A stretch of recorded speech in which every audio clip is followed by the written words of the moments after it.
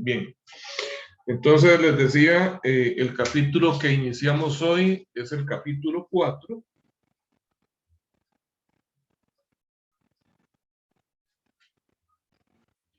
Y se llama, el tema se llama flexión pura.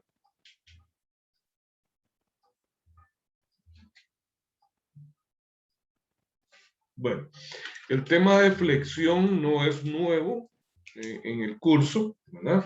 Nos hemos referido ya al tema de flexión desde inicios del curso, cuando vimos los diagramas de fuerza cortante, de momento flector. Pero ahora vamos a ver cuáles son los esfuerzos que se generan dentro del material cuando se flexiona. ¿Okay? Hemos visto momentos flectores, pero no sabemos cuál es el esfuerzo que eso genera. Para ello, voy a pedirles a ustedes que si tienen por ahí un libro a mano o un cuaderno grueso, vamos a hacer una pruebita muy sencilla.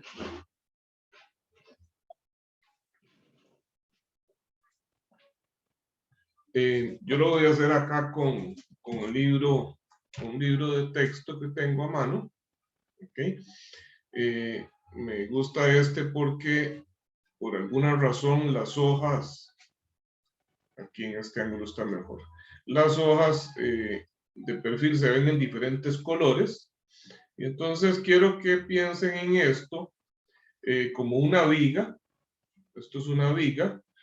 Y todas esas líneas son diferentes capas del material, que no necesariamente quiere decir que la viga es construida apilando muchas capas diferentes de material, como podrían ser laminitas o en este caso pues las hojas de libro, sino que a nivel atómico los átomos están acomodados en diferentes planos, y estos planos pues generan direcciones que se comportan precisamente como diferentes capas o láminas. Cuando los materiales se deforman, y particularmente si hablamos de los metales, normalmente uno de los mecanismos de deformación más importantes es el deslizamiento de planos. Se deslizan las capas de átomos unas con respecto a otras en su estructura cristalina. Entonces, yo voy a someter esta viga a flexión. ¿Okay? En este momento le estoy sometiendo a flexión. Y entonces, analicemos, pensemos qué está sucediendo vamos a ver, primero lo hago suavemente sin sostener para nada los bordes, y observen lo que sucedió con este borde de la derecha. ¿Okay? Estaba recto y ahora genera un plano inclinado. ¿Lo pueden apreciar? Sí, profe.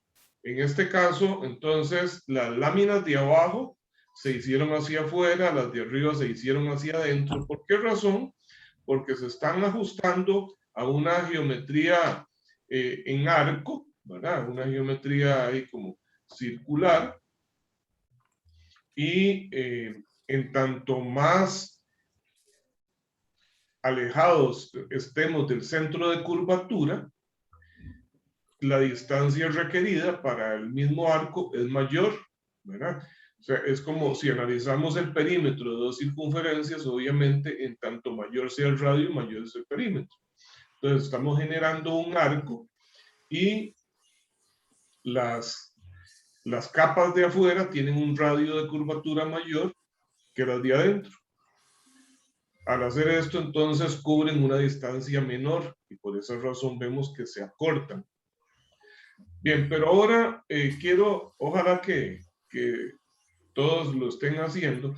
Ahora vamos a sujetar firmemente los extremos del libro o el cuaderno para tratar de impedir que este desplazamiento de las hojas unas con respecto a otro se den. ¿Okay? Cuando hacemos eso, para poderlo hacer, tenemos que apretar muy fuerte. Y entonces el material se vuelve mucho más rígido. ¿Ok? Y al tratar de hacerlo de esa manera, entonces,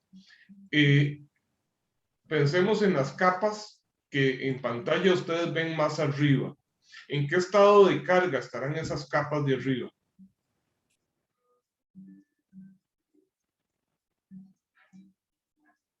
Cuando yo trato de doblar esto, ¿en qué estado de carga creen ustedes que se pongan esas capas de arriba? ¿No les parece? ¿Perdón? ¿Como en tensión? En tensión, exactamente. La estamos poniendo en tensión porque la estamos tratando de estirar, ¿verdad? Precisamente porque estamos poniendo rígido aquí los extremos, entonces está costando mucho porque lo que estamos en ese caso entonces es poniendo en tensión esas capas. Si lo lográramos haciendo una fuerza extraordinaria, tanto para impedir el desplazamiento en los extremos como para poderlo doblar o flexionar, probablemente se romperían hojas de ahí arriba porque la estoy estirando, la estoy poniendo en tensión. ¿Y qué pasará si analizo ahora una de las hojas de abajo? ¿En qué estado de carga se pondrán? En compresión. En compresión, exactamente. Las capas de arriba, a la hora de flexionar, de esa manera, se van a poner en tensión y las de abajo en compresión. Está sucediendo algo así.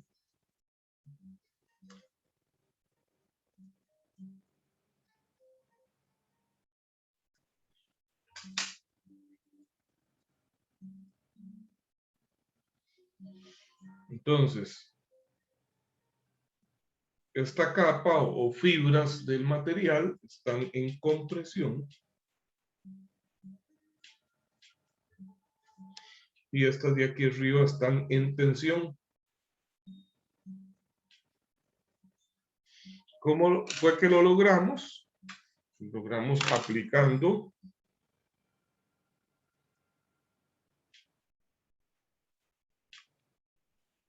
momentos de esta manera. ¿Ok?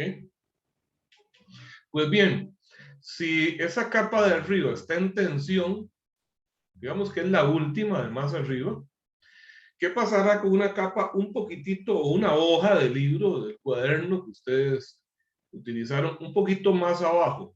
¿Seguirá estando en tensión? Probablemente sí. Y si yo analizo una que esté un poquito más arriba que la de más abajo, ¿seguirá en compresión? Probablemente sí, así va a ser. Bueno, pero ¿hasta dónde tengo láminas en tensión y hasta dónde tengo otras en compresión? Para ello, resulta que se define un eje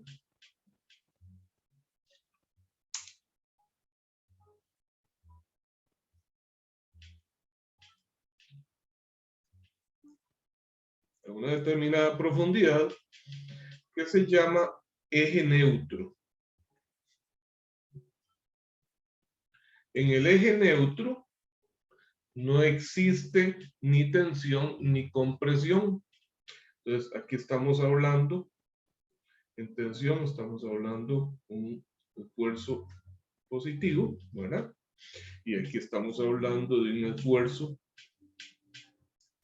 negativo, ¿ok? En el eje neutro, el esfuerzo es cero. Entonces, vean que ya, pues ustedes me lo indicaron, tensión y compresión, pero la tensión y compresión significa esfuerzos normales. O sea, esa hojita que yo trato de estirar, pues al tratar de hacerlo, quiere decir que le estoy aplicando fuerzas de alguna manera en su dirección axial y la estoy poniendo en tensión. Entonces, eso es un esfuerzo normal en esa dirección de tensión. Y estas otras que estoy comprimiendo, pues de alguna manera entonces le estoy transmitiendo una fuerza axial también, pero de compresión que genera un esfuerzo normal de compresión. ¿Está claro hasta ahí el concepto?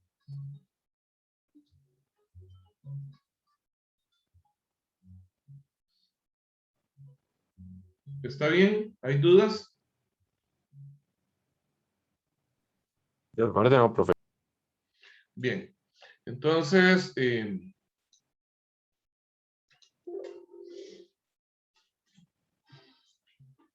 esta condición significará que siempre las capas de arriba están en tensión y las de abajo en compresión. No, eso va en relación con el sentido de los momentos que se estén aplicando y cómo se flexione nuestra pieza, en este caso nuestra viga.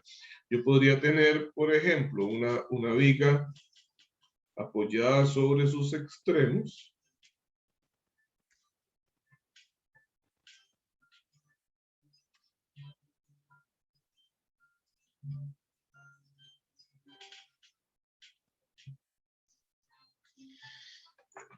Que la someto a una determinada fuerza, una carga concentrada, y entonces esto se va a deformar de esta manera.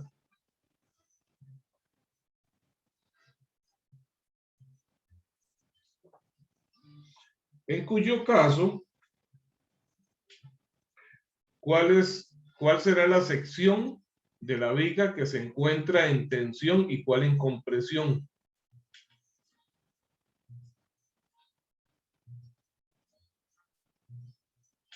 En compresión, profe. Ajá, en compresión, ¿cuál sección estará en compresión? La de arriba. La parte de arriba. Arriba tengo compresión y abajo tengo tensión. Muy bien. Bueno, pero ¿cómo calculamos ese esfuerzo normal por flexión? Vamos a hablar de esfuerzo normal por flexión. Decimos que ese esfuerzo va a ser el producto del momento flector por una variable que le vamos a llamar C entre el momento de inercia del área transversal. Ya vamos a ver qué es cada una de esas variables. Entonces, M, momento flector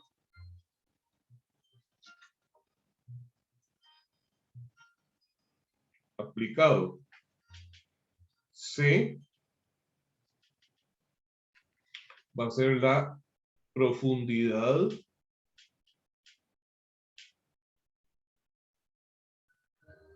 del punto analizado. Y es el momento de inercia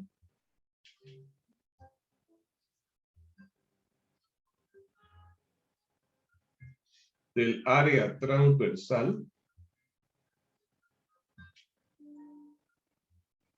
Pero los momentos de inercia se calculan alrededor de un eje. ¿Ok?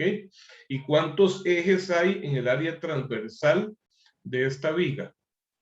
Si yo pongo un sistema de coordenadas X, Y y Z, ¿en qué plano se encuentra el área transversal de esta viga?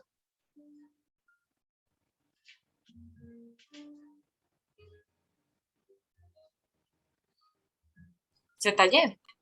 En el plano YZ, efectivamente. En el plano YZ está el área transversal de esa viga. Entonces, ¿cuántos ejes pasan por esa área transversal?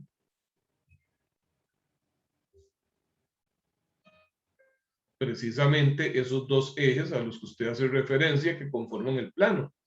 Tengo el plano, el eje Y y el eje Z, ¿verdad? Son los que están en el plano YZ. Entonces, si hablo de momento de inercia del área transversal, Ven que tengo dos alternativas. Puede ser alrededor del eje Y o alrededor del eje Z. Ok, entonces ahora definimos aquí cuál es el eje alrededor del cual se debe calcular este momento de inercia. Entonces dice, alrededor del eje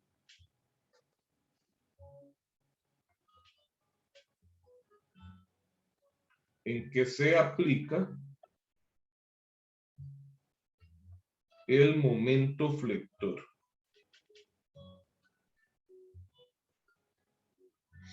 Veamos. Esta fuerza produce un momento flector, ¿verdad? Esta es una fuerza cortante y produce un momento flector. ¿Alrededor de qué eje están, en qué eje está el momento flector que produce esta fuerza F?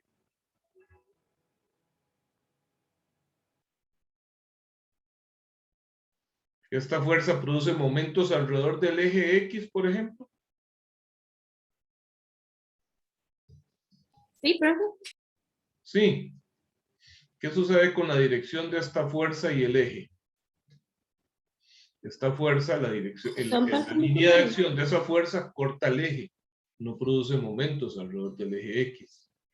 Momentos alrededor del eje Y, tampoco, porque la línea de acción de la fuerza es paralela al eje Y.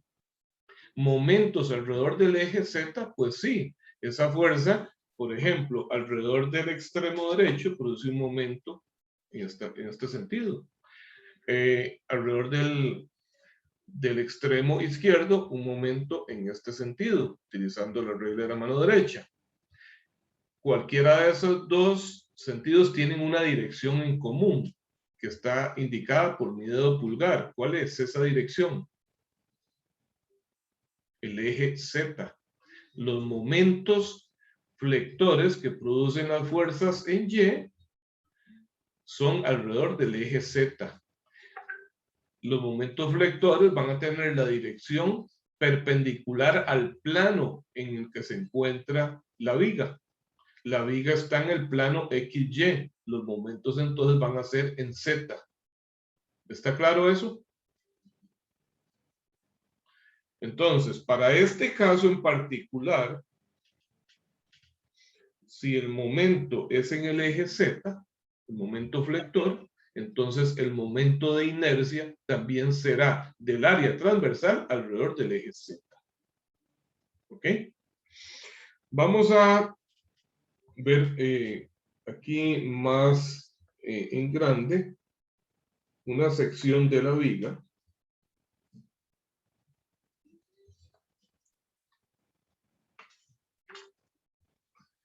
En esta sección voy a dibujar un eje central que le llamo eje neutro.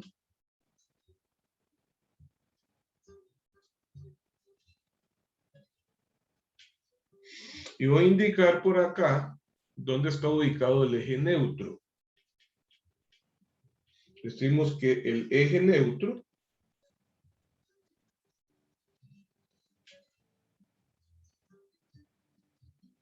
pasa por el centroide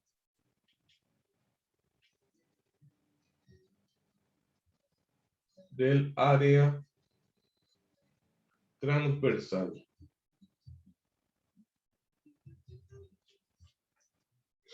Bien, si tenemos acá un área transversal simétrica,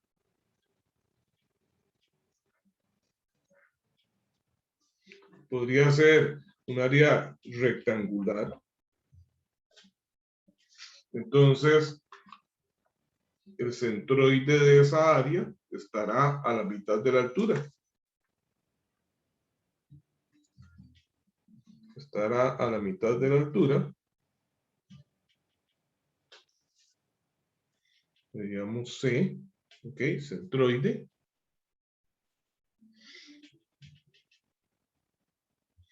Voy a ponerle, para no confundir, vamos a ponerle G como centroide. Podría ser centro de masa también. Esto es el área transversal.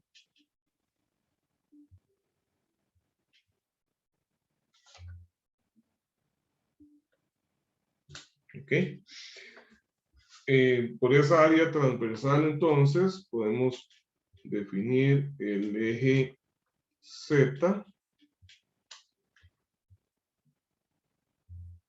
y el eje Y. ¿Ok?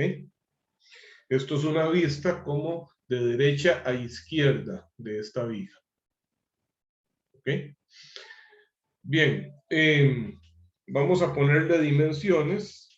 Vamos a llamar B a la base y A a la altura de esa área transversal.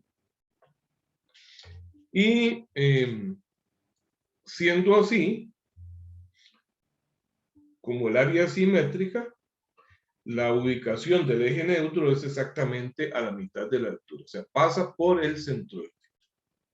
De modo que la misma distancia hay desde el borde superior de la viga hasta el eje neutro que del borde inferior de la viga hasta el eje neutro. Ahora bien, en ese mismo dibujo vamos a hacer una gráfica de esfuerzo. Vamos a hacer una gráfica de esfuerzo versus profundidad. Dice esto que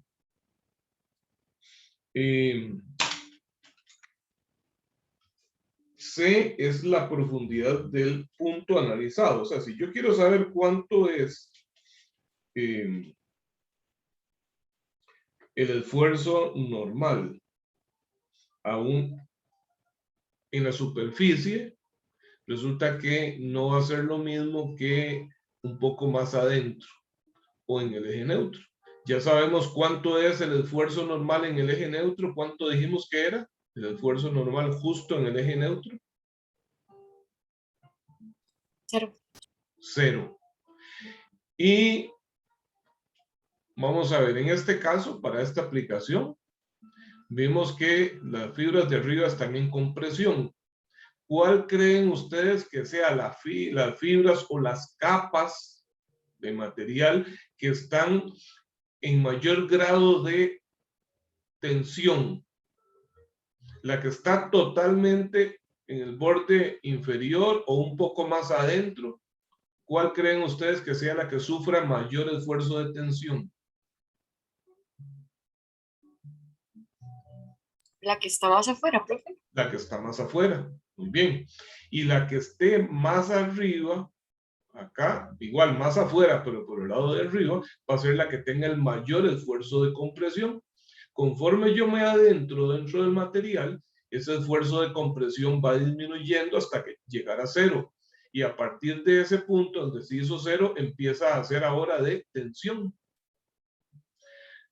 Esa distancia que determina la profundidad, que vamos, dice acá, se dice medida a partir del eje neutro.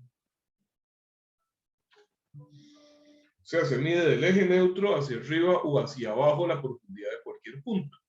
Entonces, C es una variable.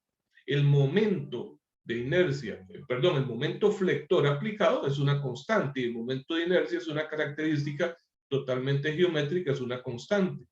Entonces, ¿qué forma tiene una ecuación? ¿Qué forma tiene la gráfica de una ecuación? Que es el producto de una constante por la variable. El equivalente, por ejemplo, a una ecuación que diga y igual 3x, donde Lineal, x es la variable. El lineal, exactamente, el lineal. Entonces, vamos a graficar acá en la sección de la viga esa curva, ¿verdad? O esa ecuación de esfuerzo. Para este caso, bueno, voy a poner un eje vertical acá, que va a ser el 0, va a ser el 0 y el valor del esfuerzo lo vamos a medir a lo largo de la horizontal. Entonces, aquí voy a medir el esfuerzo normal. Este es el eje esfuerzo normal. Y este eje vertical va a ser C. ¿Ok? Entonces, C se mide del eje neutro hacia arriba o hacia abajo. ¿Ok? De modo que si esto es constante por C, y en este punto C es 0, pues entonces el esfuerzo es 0. Pero el valor máximo de C de aquí hacia arriba se alcanza en la superficie de arriba.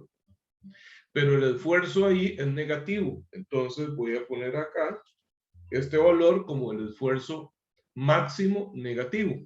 Y como la ecuación es una línea recta, entonces eso me genera esto. Esta sería la representación gráfica de esta ecuación, ¿verdad? Donde tengo un esfuerzo, vean que el esfuerzo se mide horizontalmente, entonces de aquí para acá, esto es negativo, ¿verdad? Esta línea vertical es el 0, el esfuerzo 0, a la derecha es positivo, a la izquierda es negativo. Entonces, esto es menos, es negativo. Y hacia el lado derecho, conforme desciendo, de aquí para abajo, cada vez empieza a incrementarse el esfuerzo, pero en ese caso es positivo porque está en tensión. Entonces, como es la misma ecuación, la gráfica continúa y me queda así. Esta área representa los valores de esfuerzo normal para cualquier punto. Entonces, si yo quiero saber, bueno, ¿cuánto es el esfuerzo normal a un 25% del espesor de la viga? Aquí tengo el 50% de 0, el 25% sería la mitad de eso, pues el valor es lo que yo mida en una horizontal acá. Si quiero saber cuánto es un 25% de el espesor, pero medido en la parte inferior, pues entonces estaría por acá. ¿Y cuál es el esfuerzo máximo de tensión? Pues es este valor de aquí. El esfuerzo máximo de compresión es este. Entonces aquí vamos a decir esfuerzo máximo de tensión. Y este de aquí va a ser el esfuerzo máximo de compresión. ¿Alguna pregunta con esto?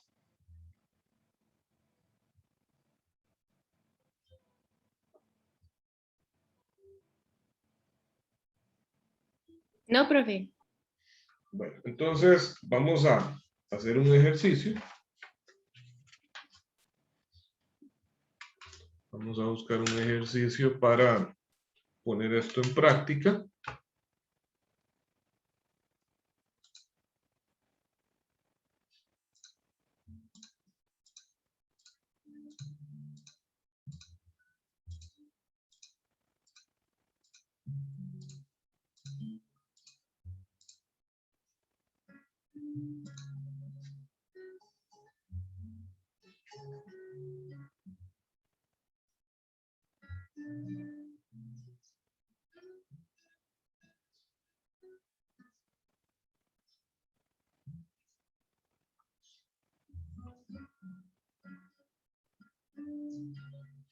Ok, veamos este ejercicio 4.9.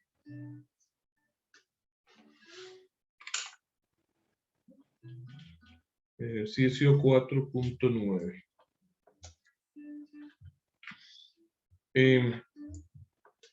Tenemos una viga apoyada en sus extremos con dos cargas concentradas. Vamos a aumentarle un poquito el tamaño. Ahí está mejor. Es esta viga, tiene dos cargas concentradas, pero distribuidas simétricamente, y también sus magnitudes son simétricas. Ambas son de magnitud 15.000 libras. Y el dibujo de arriba es el área transversal.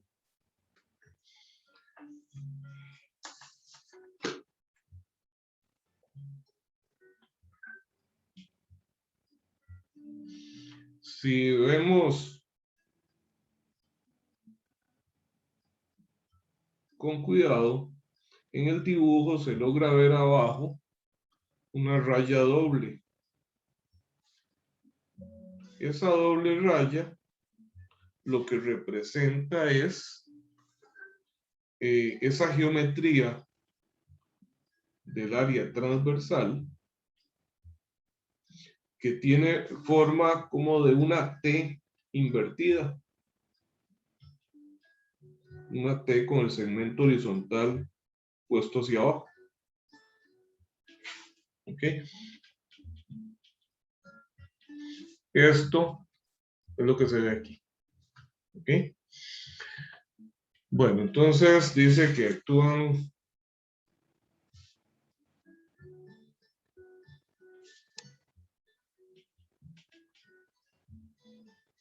dos fuerzas de 15.000 libras.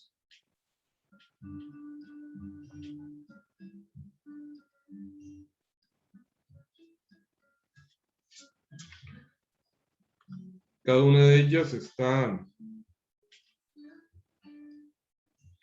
Lo que tenemos aquí al lado izquierdo es un patín.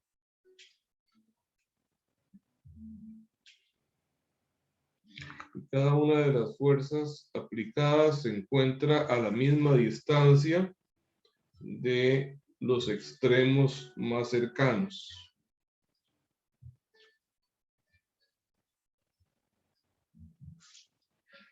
Entonces tengo 40 pulgadas, 60 en el claro, en el centro, y 40 nuevamente.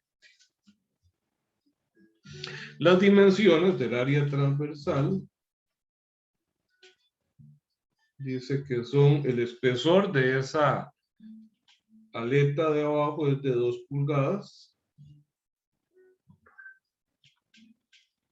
El ancho de cada una de estas partes, aunque en mi dibujo no lo parece, es de 3 pulgadas cada uno.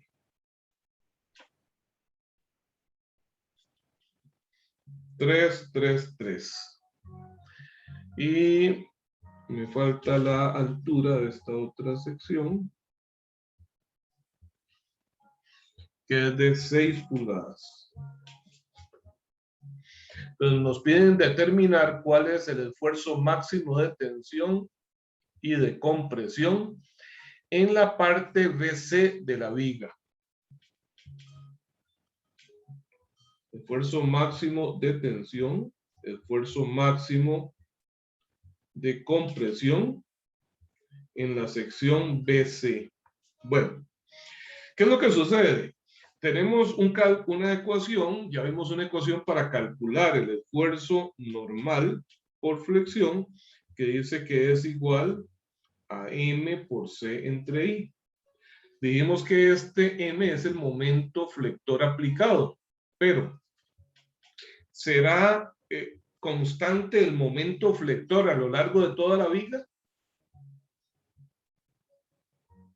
¿Ustedes qué creen? ¿El momento flector producido por estas fuerzas tendrá la misma magnitud a lo largo de toda la viga?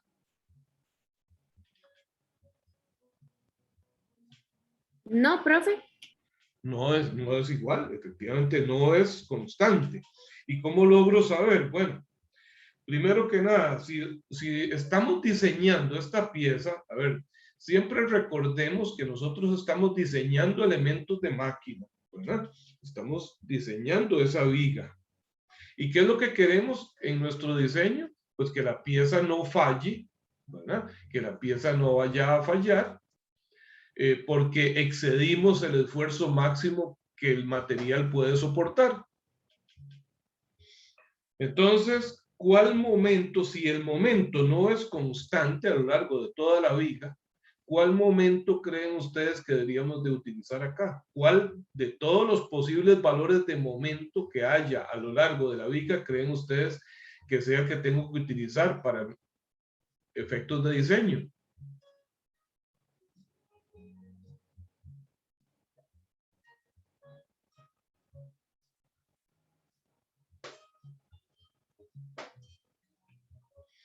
A ver.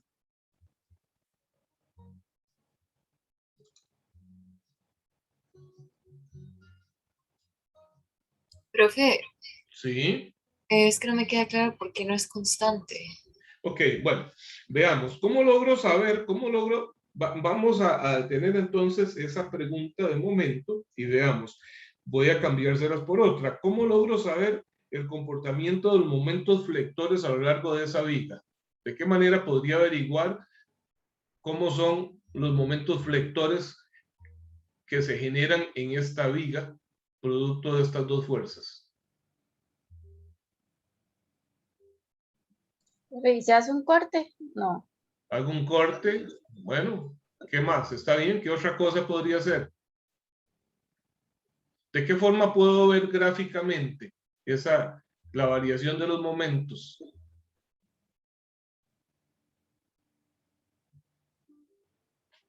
Eso lo puedo ver por medio de un diagrama de momento flector. Si yo construyo un diagrama de momento flector, pues eso tendrá alguna geometría y ahí yo puedo ver cómo varía el momento flector para cada punto. ¿Cierto? Entonces vamos a empezar por hacer un diagrama de momento flector. Pero ¿qué necesito antes de hacer el diagrama de momento flector? ¿Qué se debe calcular primero? Los A ver, cortes. ¿perdón? No se debe primero calcular los cortes. Los cortes no necesariamente, no necesariamente. A ver, si yo le dijera a usted en este momento, saque una hojita y hágame un diagrama de momento flector para esa viga. ¿Por dónde empieza? Las reacciones. Calcular reacciones, efectivamente. Hacemos un diagrama de cuerpo libre y calculamos reacciones. Ponemos el diagrama de cuerpo libre, vamos a ubicar dentro de ese diagrama las reacciones en los apoyos. Cuando tengo un patín solo hay una reacción, ¿verdad? Que es perpendicular a la superficie, de manera que sería AY. En este caso es el equivalente a un pasador, un apoyo fijo, tendría componentes X y Y, pero si me fijo no hay ninguna fuerza externa en Y, en X, de manera que entonces la reacción en X para el punto D no existe. Entonces solamente tengo un DY. ¿Ok? Y ahora las dos fuerzas de 15.000.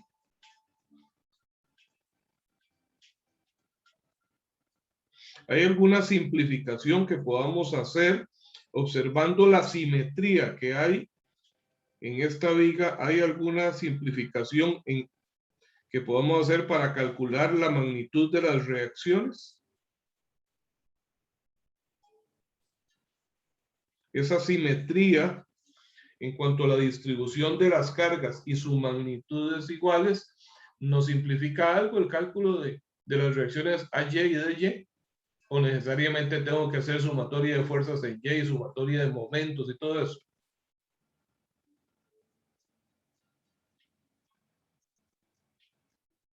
¿Van a ser iguales, profe? Van a ser iguales. ¿Por qué van a ser iguales? Bueno, primero que nada, si digo AY más DY es igual a 15 más 15, es igual a 30. Pero como las dos fuerzas están, cada una de ellas están a la misma distancia de los extremos, entonces efectivamente van a ser iguales. No es indispensable hacer ese planteo de ecuaciones. Sin embargo, si ustedes no lo tienen claro, pues sí tienen que hacer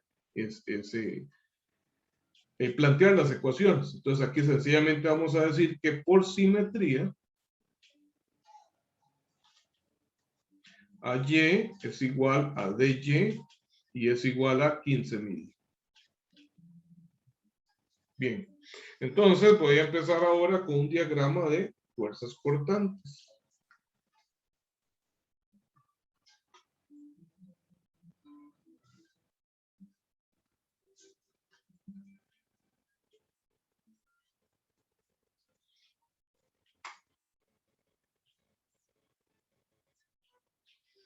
Fuerza cortante, vamos a ponerlo aquí en las unidades en libra.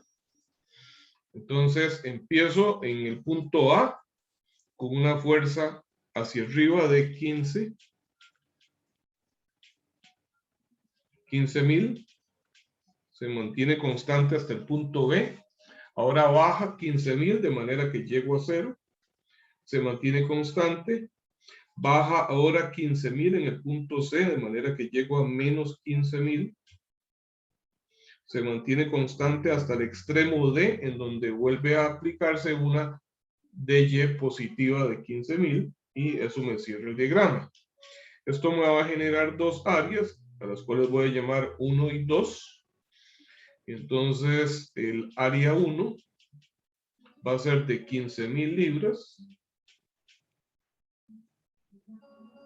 por 40 pulgadas. Eso me da 600.000 libras por pulgada.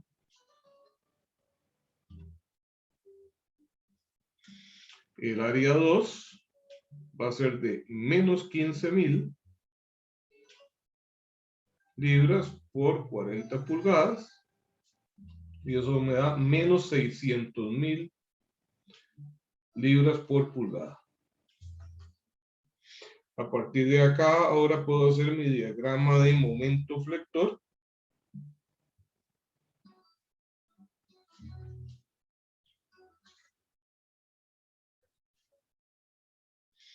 Vamos a poner aquí M, dice libras por pulgada. No hay ningún momento aplicado en el extremo, de manera que arranco en 0.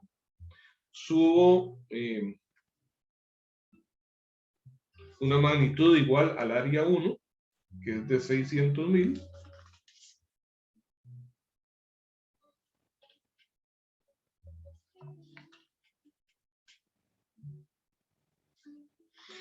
Aquí se mantiene constante.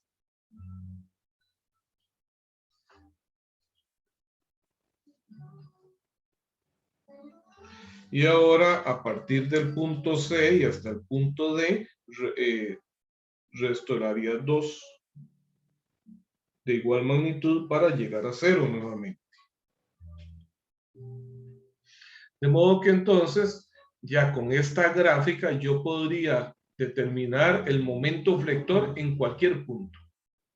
A, B, C o D o cualquier punto intermedio. ¿Verdad?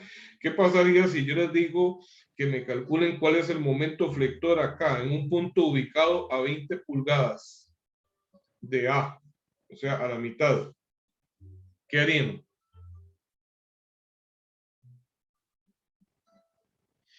Pues sencillamente lo que tengo que hacer es tirar una recta hacia arriba hasta pegar con la recta, ¿verdad?, que define la ecuación, y de aquí leo este valor. Esto aquí, como esto es lineal, entonces es un comportamiento que puedo hacerlo por semejanza de triángulos, ¿verdad? Por ejemplo, puedo decir que 20, que es la base de este triángulo pequeño, es a 40, la base del triángulo grande, como este valor en Y acá, M para ese punto es a la altura completa. Entonces, como esto es la mitad de la base, este punto será la mitad de la altura. Entonces, este punto me va a dar 300.000, por ejemplo. Bueno, lo cierto es que gracias a la curva, en este caso, pues, obedece a un comportamiento rectilíneo del diagrama de momentos, de ahí puedo leer el momento en cualquier punto. Pero si yo estoy diseñando entonces esta pieza y yo no quiero que falle, ¿cuál es el valor de momento que tengo que utilizar en esta ecuación?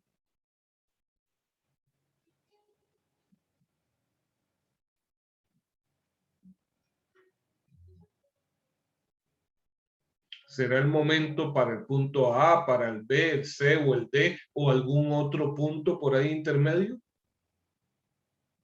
El máximo, profe. El máximo, exactamente. O sea, yo necesito utilizar el máximo. ¿De qué me sirve saber que en un punto, que en el punto A el momento flector es 0? Entonces voy a decir, entonces si no importa qué tan delgadita haga esa viga, me va a aguantar.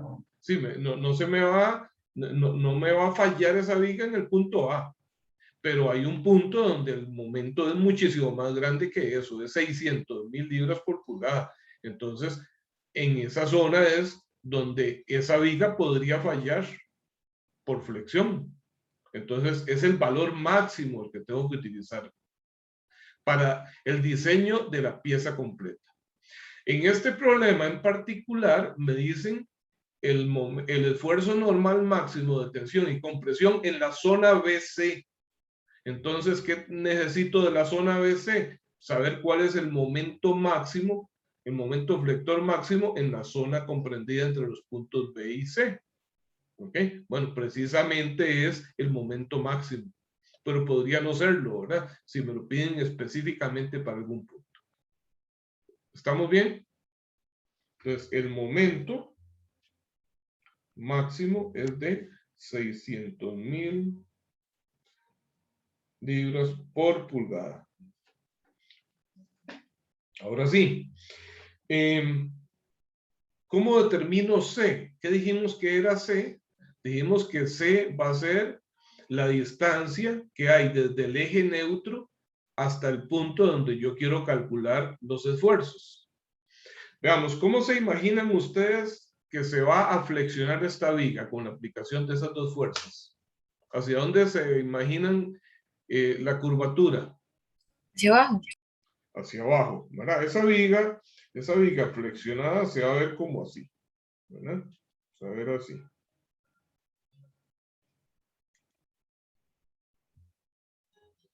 De modo que tengo compresión arriba y tensión abajo.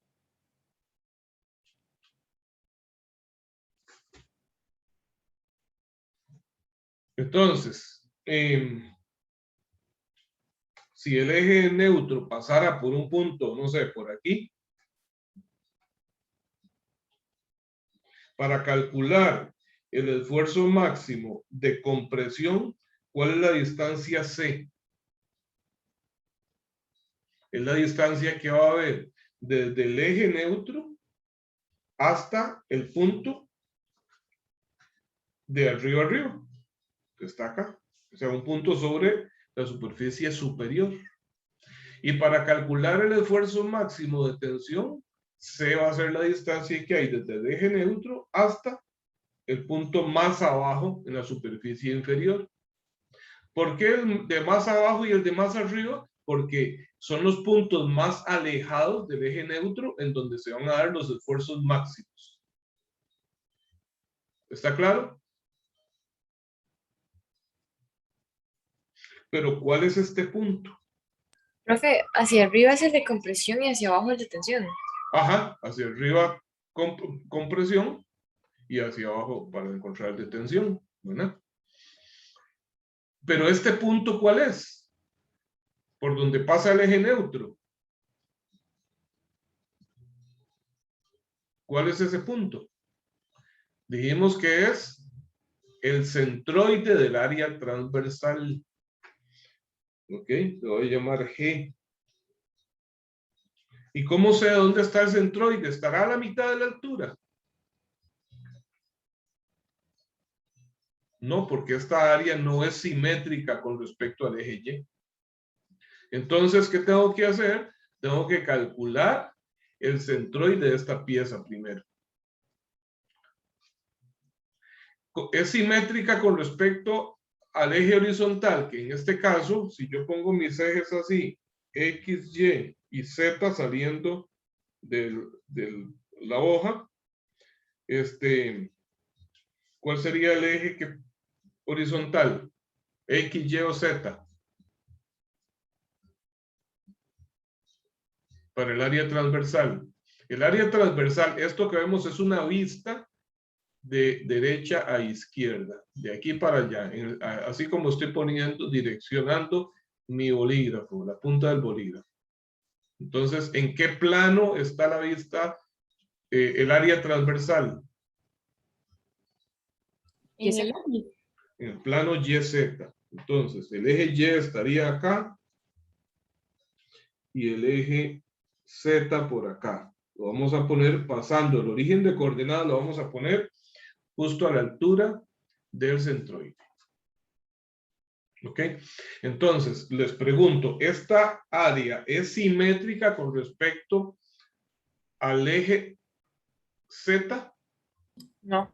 No, porque no tengo,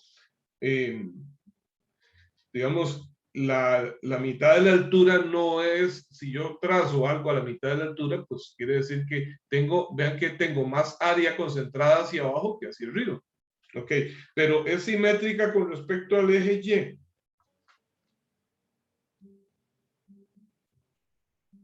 En ese caso, si yo paso el eje Y por acá, vean que tengo la misma área hacia la derecha que hacia la izquierda. Ahí sí es simétrico. Entonces, con toda seguridad, yo sé que el centroide estará ubicado sobre esta línea, ¿verdad? Pero ¿a qué altura? No lo sé. ¿Está claro?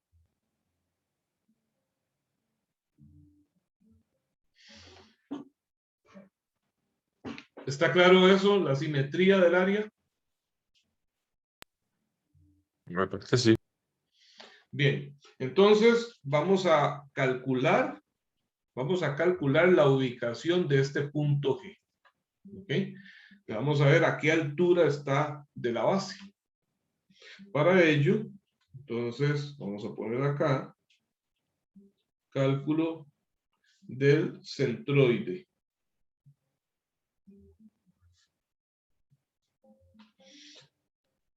Eso que tenemos es un área compuesta. Entonces esto lo vieron en mecánica 1, ¿verdad? El centroide para un área compuesta.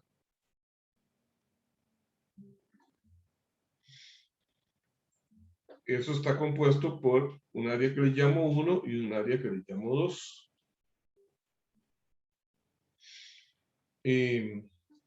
Voy a hacer por acá porque me brinqué un dibujo. O sea, esta es la forma en que voy a dividir esa área transversal que tiene forma de T.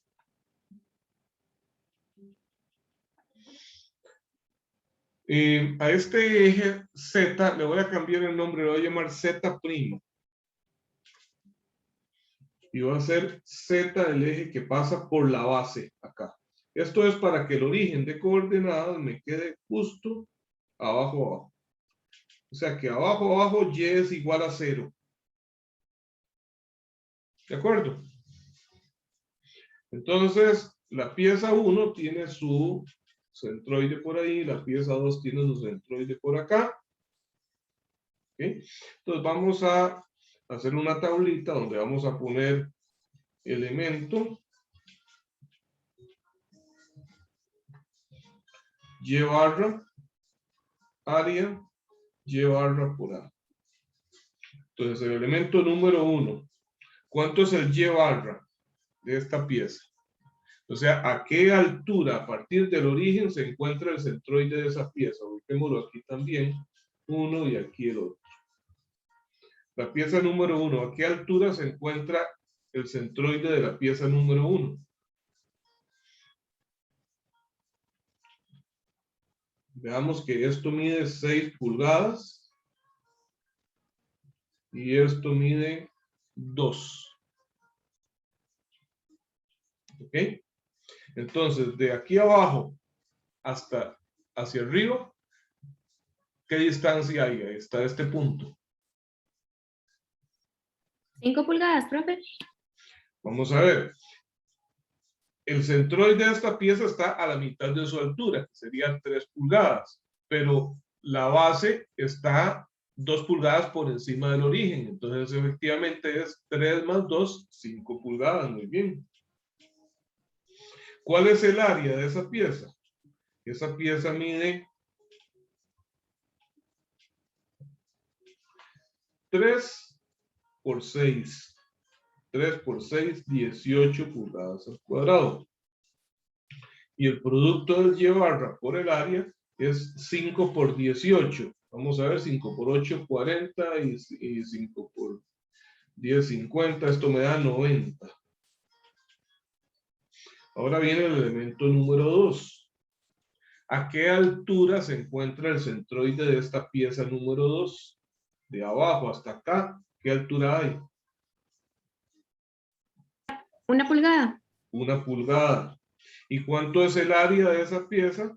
Vea que eso medía 3, 3, 3, o sea, mide 9 de ancho por 2 de alto. 9 por 2, 18 pulgadas también. El área, 18 pulgadas cuadradas. Y el producto de Y barra por A es 18 por 1, 18. Ahora entonces sumo las áreas y sumo que vamos a poner sumatoria. La suma de las áreas me da 18, 18, 36. Y la suma de los productos Y barra por A me da 90 más 18, 108. Entonces, decimos que el Y barra general va a ser igual a la sumatoria de los Y barra por A dividido entre la sumatoria de las áreas.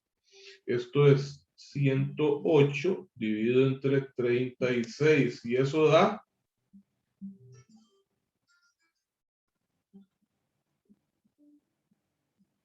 ¿Cuánto es 108 sobre 36?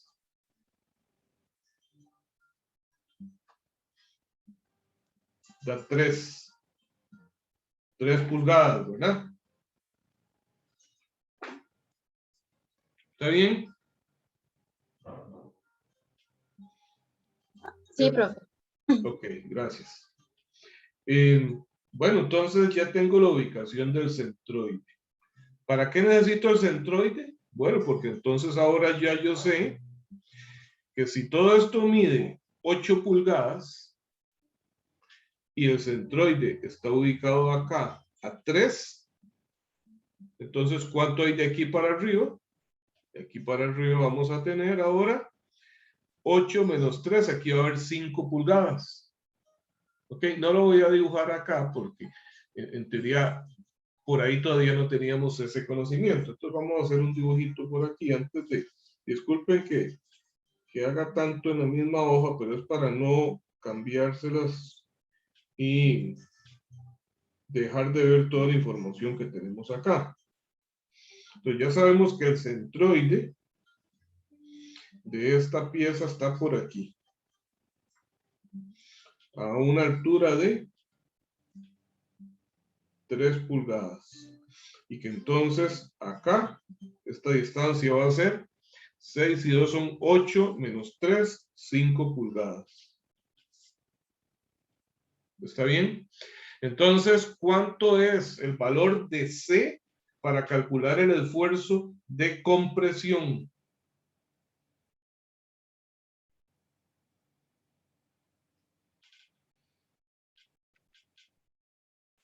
Los valores de C van a ser medidos desde el centroide hasta la superficie de arriba y hasta la superficie de abajo.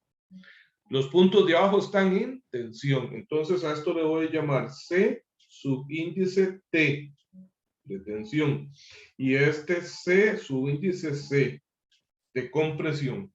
Entonces ya aquí tengo los valores. El C sub T es igual a 3 pulgadas, es igual a la altura del centroide. Y el C sub C es igual a 5. ¿Estamos bien hasta ahí?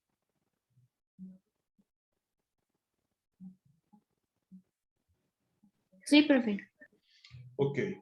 Ahora nos falta, ya tengo esto y nos falta el momento de inercia. Entonces dice que es, voy a ponerle la hojita anterior, aquí dice, y es el momento de inercia del área transversal alrededor del eje en que se aplica el momento flector. ¿Cuál es el eje en que se aplica el momento flector? Aquí. X, Y o Z.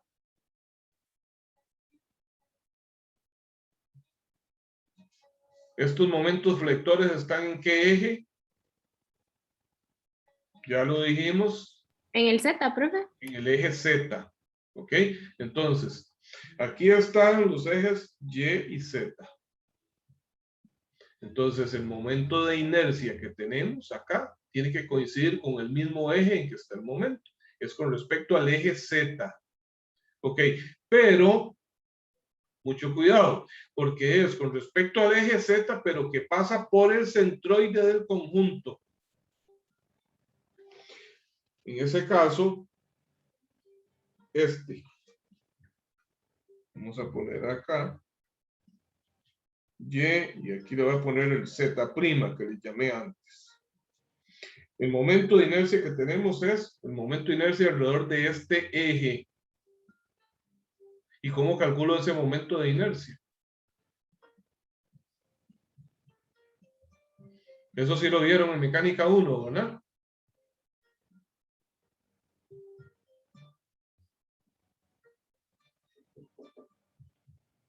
A ver.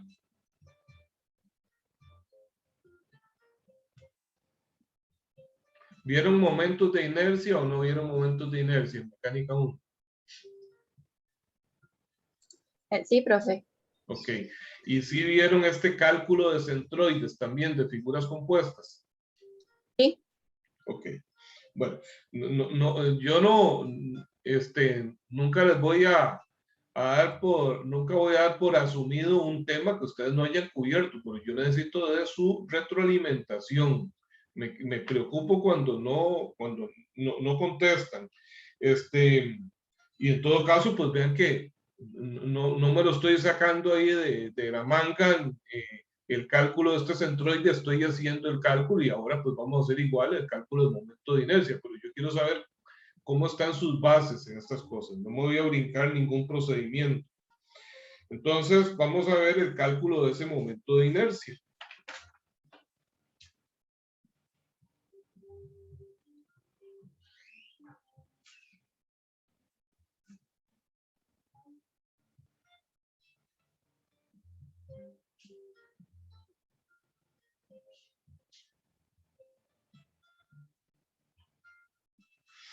Entonces, recordemos que aquí tengo el centroide de esa pieza, aquí tengo el centroide de la otra y por aquí tengo el centroide del conjunto. Esta es la 1, esta es la 2.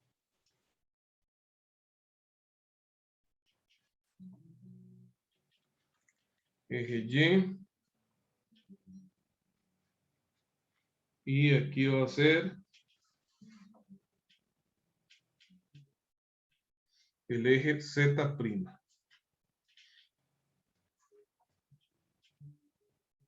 De nuevo necesitamos las dimensiones.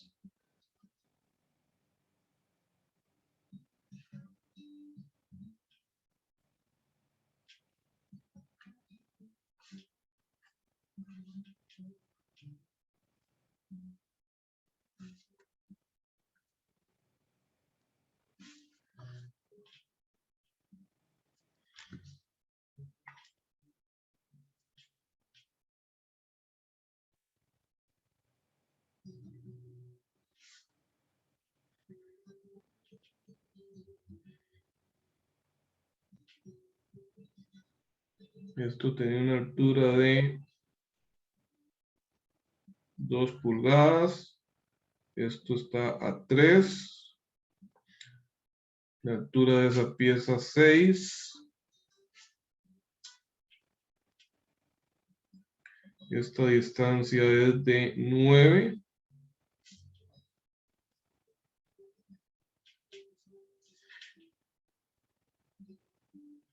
Estos son 3 pulgadas. Ahí están todas las distancias y la ubicación de los centroides de cada pieza y del conjunto. Bien, entonces, vamos a ver, decimos que el momento de inercia total es igual a la suma del momento de inercia I1 más el momento de inercia del elemento 2. Pero estos momentos de inercia deben ser trasladados al centroide del conjunto. Entonces, para ello se utilizan ejes paralelos. Vamos a ver si se acuerdan de eso. Vean esta línea que estoy trazando acá. Pasaría por el centroide 2, esta por el centroide 1. Y entonces voy a definir estas dos distancias, vean, del centroide 1 al centroide del conjunto, del centroide 2 al centroide del conjunto. A esta distancia le llamo D1 y a esta le llamo D2. Entonces, I1, vamos a ver, si ustedes se van a las tablas de momentos de inercia, vamos a poner aquí tabla de momentos de inercia. Primero que nada, ahí desaparecen los ejes de esta manera. X y Y. Eso está en el libro, lo pueden buscar ahí para que vean los valores que aparecen. Yo invito a hacerlo conmigo, por favor, si tienen el libro ahí a mano, búsquense eso.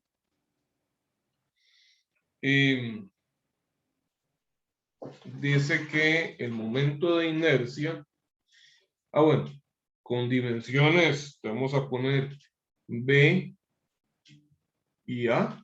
Esto es un área rectangular.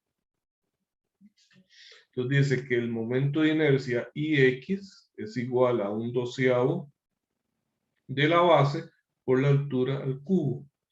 Que el momento de inercia en el eje Y es 1/12 de la altura por la base al cubo. Y que el IZ es igual al IX más el IY.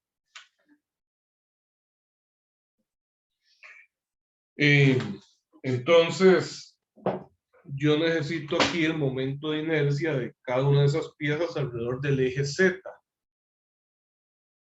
Entonces, ¿cuál de estas tres fórmulas utilizo para calcular el momento de inercia del eje Z, alrededor del eje Z de esta pieza, de la pieza número 1?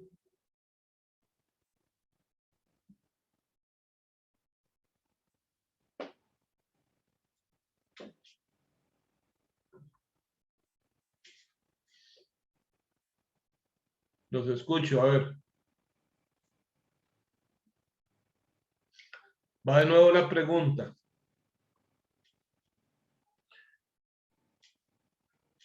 Yo necesito calcular el momento de inercia de este rectángulo alrededor de el eje Z, que aquí le llamado Z'.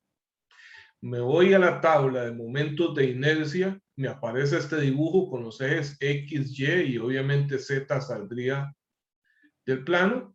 Y estos son los valores de los momentos de inercia. ¿Cuál de estas tres ecuaciones tengo que utilizar para calcular el momento de inercia del rectángulo 1 alrededor del eje Z? Samuel Medina, ¿está por ahí? Samuel Medina. Sí, profe. ¿Cuál de las tres ecuaciones utilizaría, Samuel? Utilizaría la La de IZ. La de IZ. Ok, ¿los demás están de acuerdo o hay alguien que no? Yo utilizaría la de IX, profe. Ajá.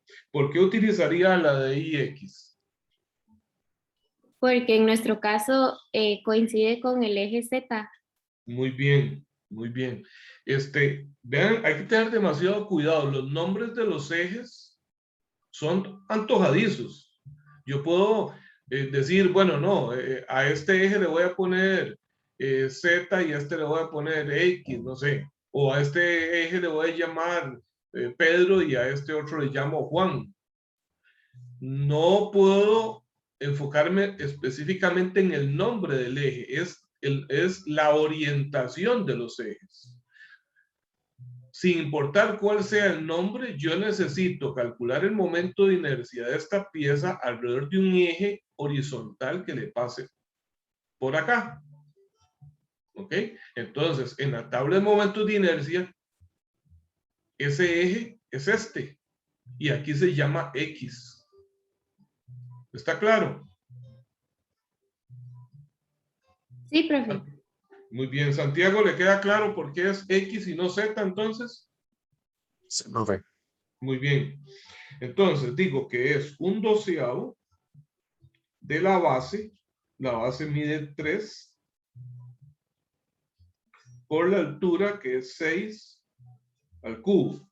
Sin embargo, tal y como lo observo en el dibujo también de la tabla, ese momento de inercia que estoy calculando es alrededor de un eje que pasa por aquí, por el centroide de esa pieza. Y yo lo necesito por acá. Entonces, para eso se utiliza el teorema de ejes paralelos, ¿se acuerdan? Que es igual, entonces, más el área por una distancia al cuadrado. Vamos a ponerle área 1 y d1 al cuadrado. Esa distancia es la distancia que hay entre el centroide de esa pieza y el centroide del conjunto, ¿verdad? O el centroide del eje, perdón, la ubicación del eje en donde yo quiero trasladar ese momento de inercia.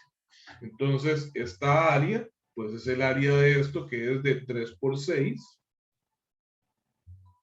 Y esa distancia de 1 es esto de acá. ¿Cuánto es esta distancia? ¿Cuánto será esa distancia? Veamos. Esta altura de aquí hasta abajo, ¿cuánto es? Esa altura de aquí hasta abajo, ¿cuánto era? Eso es el y barra de esa pieza, que aquí lo hemos puesto, que es 5. Que es la mitad de 6, 3 más 2 es 5. De aquí hasta abajo hay 5. Y de aquí, de la base hasta este punto, que es el centroide del conjunto, hay 3. Aquí hay 5. Y de aquí hasta aquí hay 3. Entonces, de 1 es 2. De modo que I1 es un doceavo, vamos a ver, bueno, planteémoslo, no importa así, de nuevo, más 18 por 2 al cuadrado, ¿ok? ¿Cuánto da eso?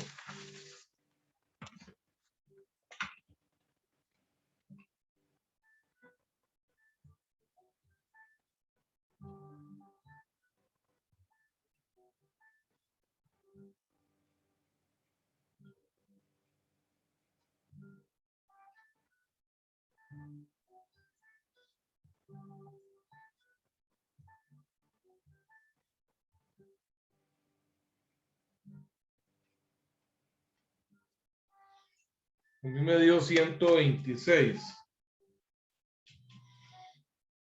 Esos son pulgadas a la 4. Ahora entonces, por favor, ayúdenme ustedes a hacer el 2. Necesito ahora el momento de inercia de esta pieza, este rectángulo ahora, pero alrededor de este eje. Para ello voy a ocupar D2. ¿Cuánto será D2? Vean que desde abajo hasta el centroide total hay 3. Esta pieza mide 2 de altura. Entonces la altura a su centroide es 1. 3 menos 1, 2. Vamos a anotar acá que D2 también es 2 pulgadas. Ok, entonces ahora ustedes me van a decir cuánto es este momento de inercia de la pieza 2 alrededor de ese eje. Vamos a ver, María Monge. ¿Está por ahí, María? Sí, profe. Ok, veamos entonces. Momento de inercia es de un rectángulo, ¿verdad? Entonces me voy a la tabla. De nuevo, es alrededor de un eje horizontal. No importa cómo se llame. En mi dibujo, en la tabla, ese eje horizontal es X. Entonces, IX. Dice, 1/12 de la base. ¿Cuál sería la base? ¿Cuál es la medida de la base de este rectángulo? 9. 9. Y su altura al cubo. ¿Cuánto es la altura? 3. 3. 2, perdón. 2. Por 2 a la 3. Ok, ahora dice, más el área. ¿Cuál es el área de ese rectángulo? ¿Cuánto por cuánto? 9 por 2. 9 por 2, 18. Entonces, y por la distancia, que en este caso no sería D1, sino D2, que es lo que hay entre su centroide y el centroide del conjunto, que ya vimos que era 2 pulgadas, por 2 al cuadrado. ¿Está bien? Bueno, veamos cuánto nos da esto.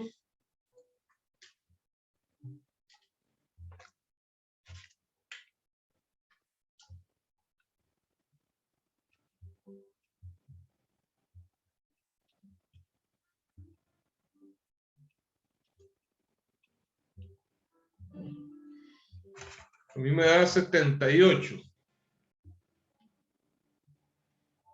pulgadas a la 4. Entonces vean que ambos momentos de inercia, si fuesen solo con respecto al centroide de cada pieza, serían hasta acá, ¿verdad? Solo esta primera parte. Pero ya con esto los estoy trasladando al centroide del conjunto. Entonces ahora sí, el I total, el momento de inercia total de esa pieza va a ser I1 más I2, 126 más 78.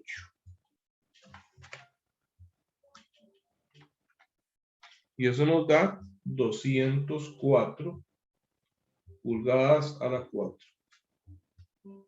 ¿Ya recordaron el procedimiento?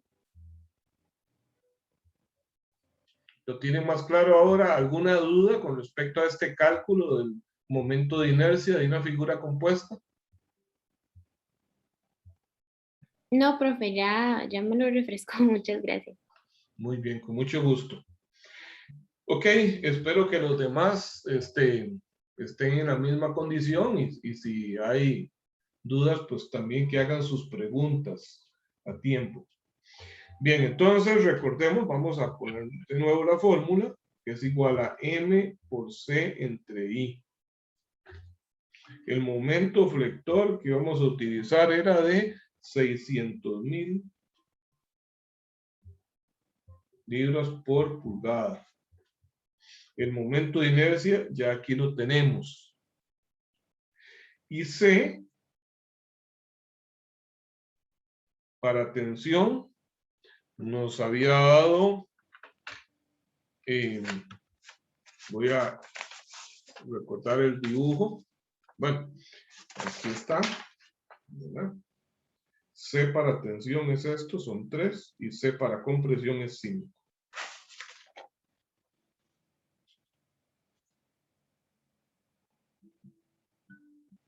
Entonces ahora sí, el esfuerzo máximo de tensión va a ser el momento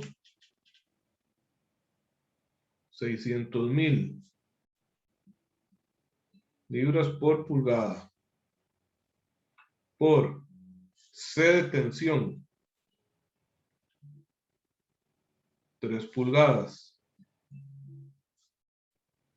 entre el momento de inercia 204 pulgadas a la 4. ¿Qué unidad me dará eso? Vean que tengo arriba pulgadas y pulgadas, pulgadas a la 2 y pulgadas a la 4 abajo, me queda pulgadas a la 2 abajo y arriba libras. Libras sobre pulgada cuadrado. ¿Cómo se llaman esas unidades? Presión. ¿Perdón? La depresión. Sí, pero ¿cómo se le llama a esas unidades? De libras sobre pulgada cuadrada.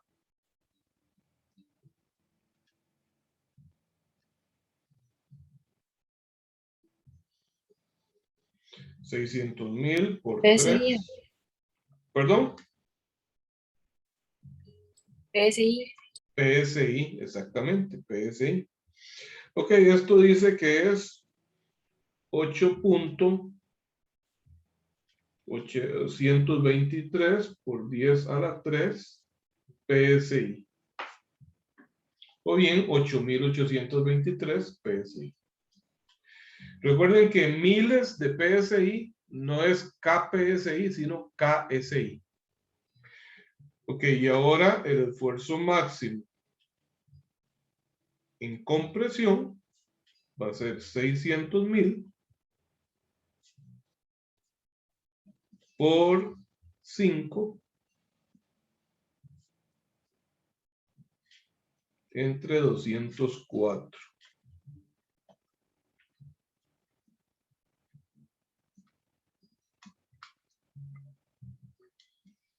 Y eso me da 14.706 por 10 a la 3 PSI. Pero como este esfuerzo es en compresión, ¿qué me falta poner aquí? Signo. El signo es negativo. Muy bien.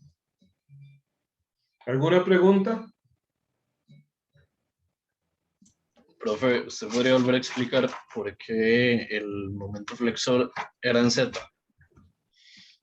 Sí, vamos a ver. Cuando...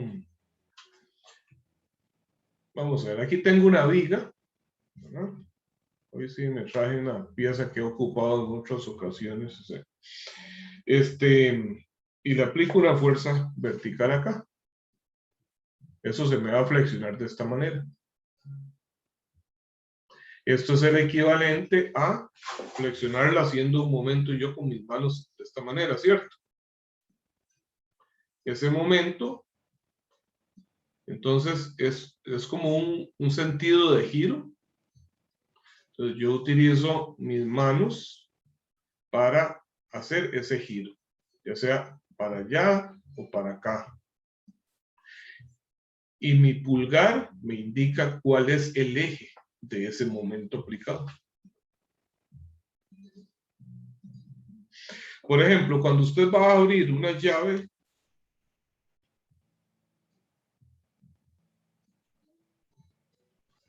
cuando usted va a abrir la llave del tubo,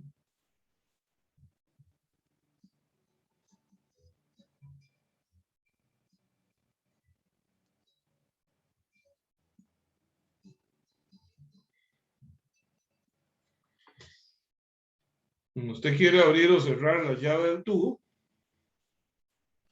¿qué es lo que hace?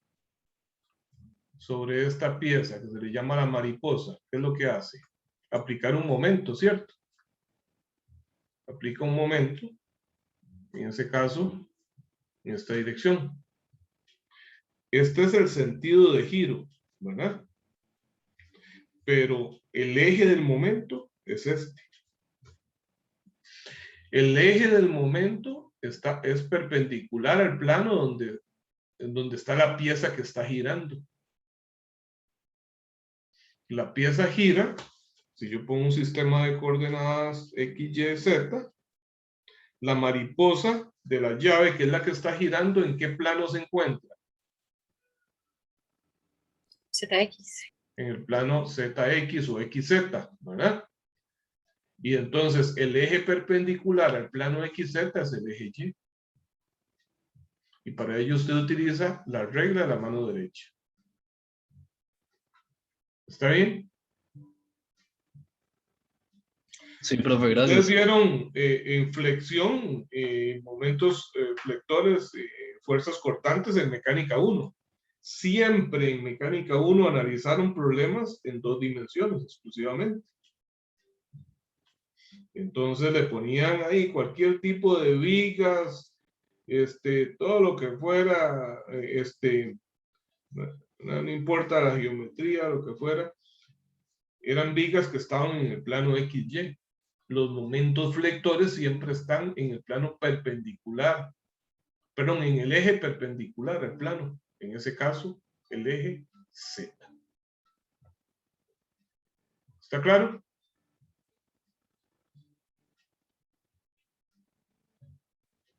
Sí, profe, muchas gracias. Con mucho gusto. Y aprovecho para hacer algo diferente. Entonces, me creo que esto no está muy fuerte en ustedes ahorita, o ustedes no están muy fuertes con ese tema. Entonces, veamos lo siguiente. Pongo mi sistema de ejes X, Y, Z. Y ahora voy a poner por acá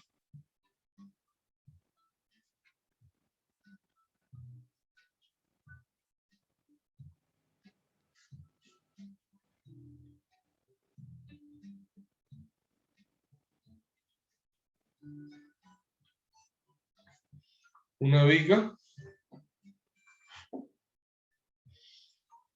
¿Qué pasa si yo le aplico a esa viga una fuerza acá, paralela al eje Z?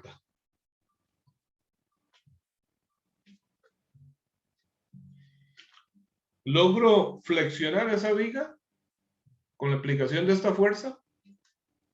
¿Qué es flexionar? Para ustedes, ¿qué entienden por flexionar? ¿O qué es la flexión? ¿Cómo le podrían explicar esto a una persona de primaria que no sabe, no tiene los conceptos de física ni de mecánica que ustedes sí tienen? ¿Cómo le podrían explicar qué es flexión en una palabra más sencilla? Doblar. Doblar. Muy bien, es perfecto. Es la palabra ideal para eso, doblar. Entonces, ¿podría doblar yo esta pieza con la acción de esta fuerza? Depende. Depende. Bueno, supongamos que la Y fuerza es casi nada más suficientemente como algo grande, ¿verdad? ¿Y de qué dependería?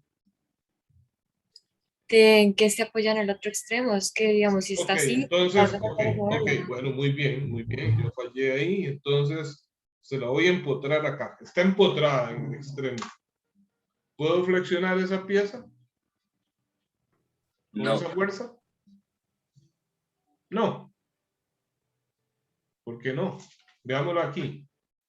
Aquí yo la tengo, está empotrada en mi mano. Y la empujo para allá. Vamos a ver, veanlo en el plano. Aquí la pongo, una fuerza para allá y se flexiona. Si esa fuerza es para arriba, quiere decir que entonces no se flexiona. ¿Sí? También se flexiona. Entonces, veamos. Voy a quitar la hoja para que no se confunda con el dibujo. Ahora yo pongo aquí eje X y eje Z. Voy a dejar la viga ahí, está empotrada en este punto. Le aplico una fuerza en Z, así. Veanla cómo se flexionó. ¿Ok? Pero alrededor de qué eje se está flexionando, alrededor de qué eje se está doblando. Alrededor de Y. Alrededor del eje Y. Muy bien. Ahora, dejo la viga ahí siempre montada sobre el eje X y ahora le aplico una fuerza vertical aquí hacia arriba. Se flexiona, obviamente, aquí lo estoy observando, pero ¿alrededor de qué eje se está flexionando? Alrededor del eje Z. Muy bien. Entonces, si regreso acá, veamos que yo puedo producir con una fuerza aquí en Z, entonces puedo producir flexión de esto alrededor del eje Y. Se me va a ver como así, ¿verdad? Y como por medio de una fuerza en Y, pues podría flexionar eso hacia abajo, ¿verdad?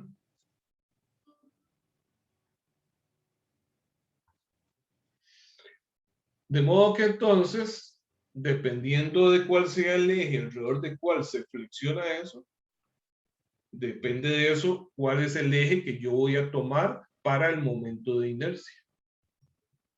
Entonces, si tengo MY, tiene que ser el momento de inercia alrededor del eje Y.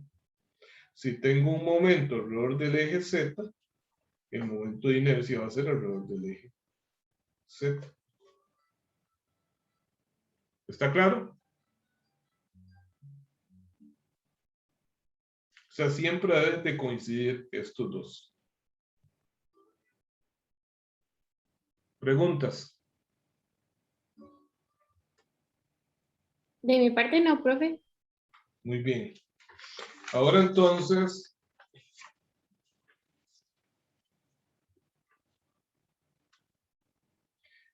veamos.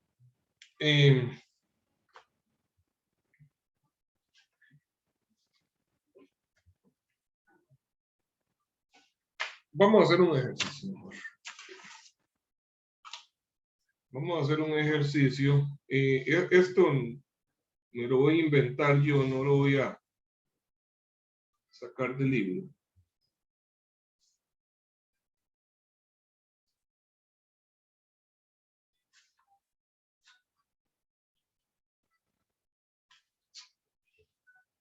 Esto que vamos, lo que voy a dibujar es una viga.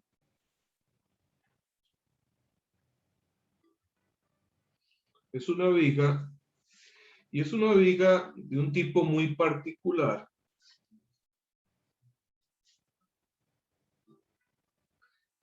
Que pertenece a una familia con nombre, y esa familia se llama perfiles estructurales. ¿Han escuchado ese término alguna vez? Perfiles estructurales. Yo no, profe. No. Ok, entonces ya les explico qué es un perfil estructural.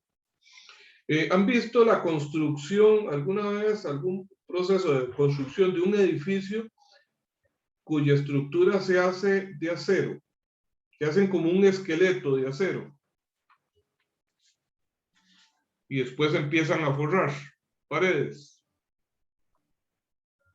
En nuestro país no se utilizaba mucho eso, pero ya ahora, desde hace algunos años para acá, se construyen edificios así con un esqueleto de acero y luego se empiezan a hacer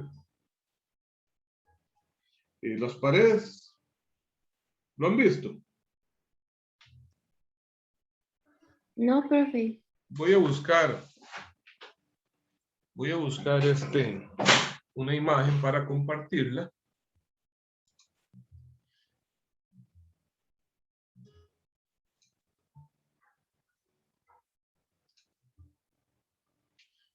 Vamos a ver.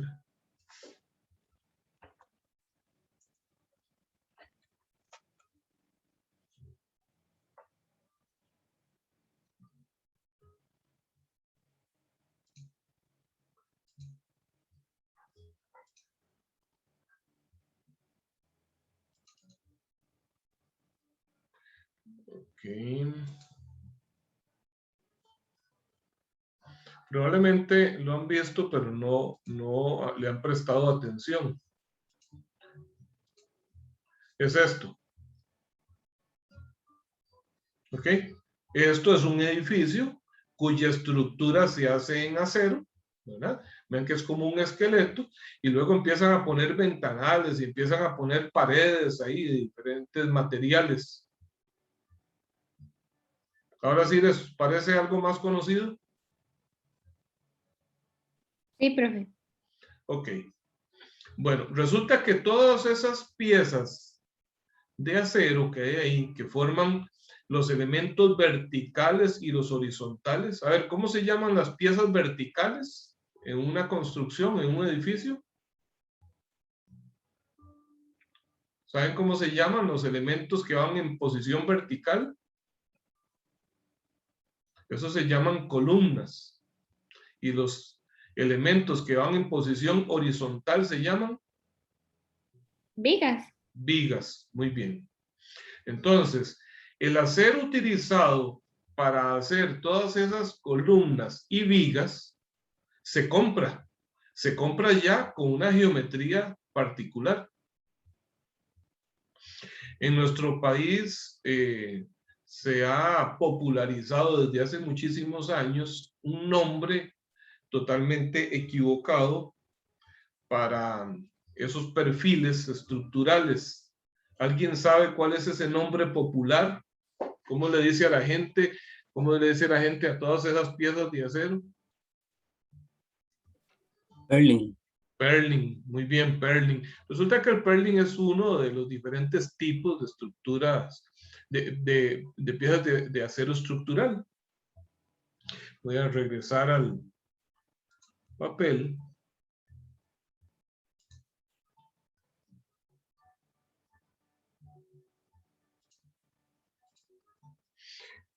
Resulta que, vamos a ver,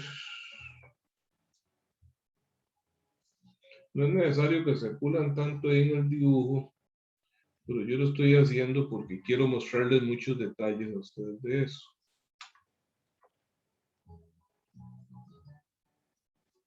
Esta pieza es uno de esos tipos de perfil.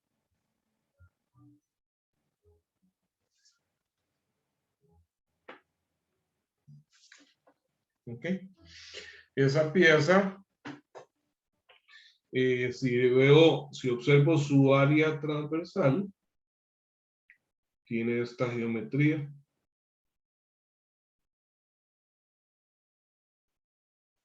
Es un tipo de perfil estructural. Esos perfiles estructurales, bueno, este tipo de perfil tiene un nombre. Este se llama perfil W. Hay otro parecido a ese.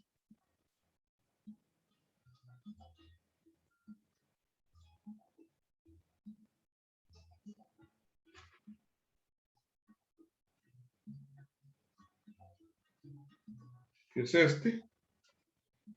Se llama perfil S.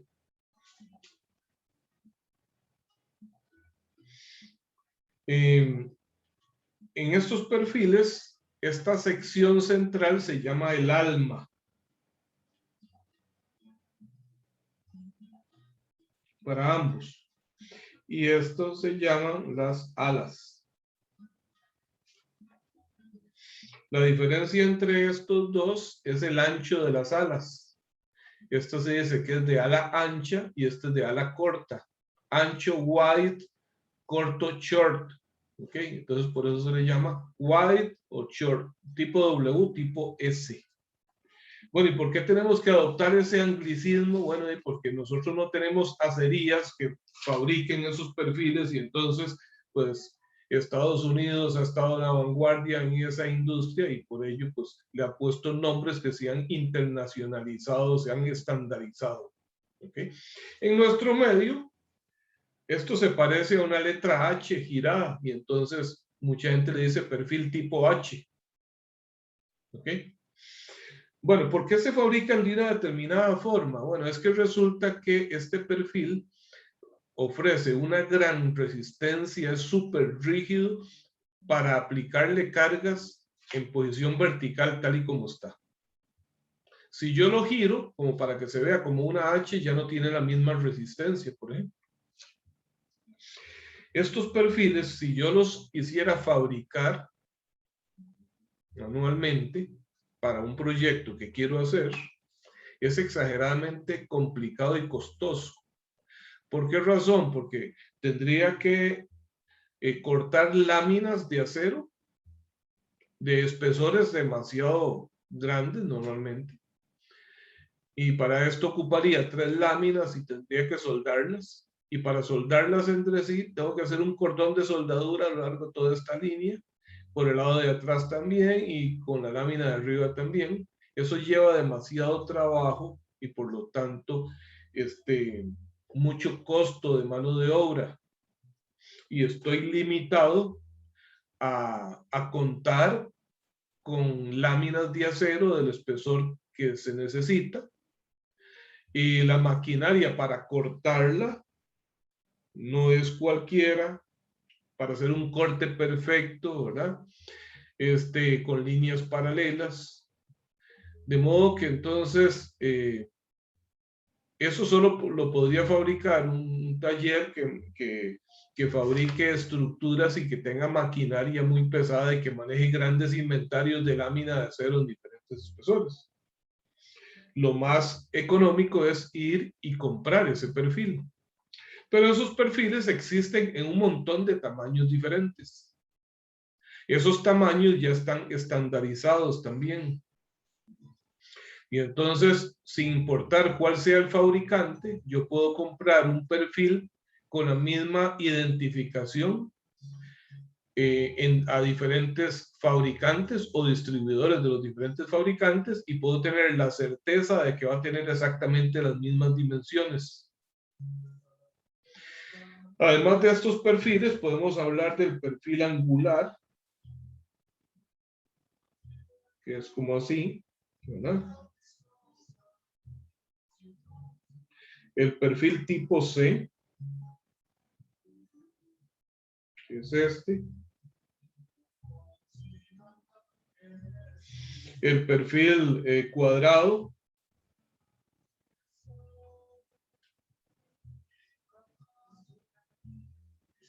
Perfil rectangular.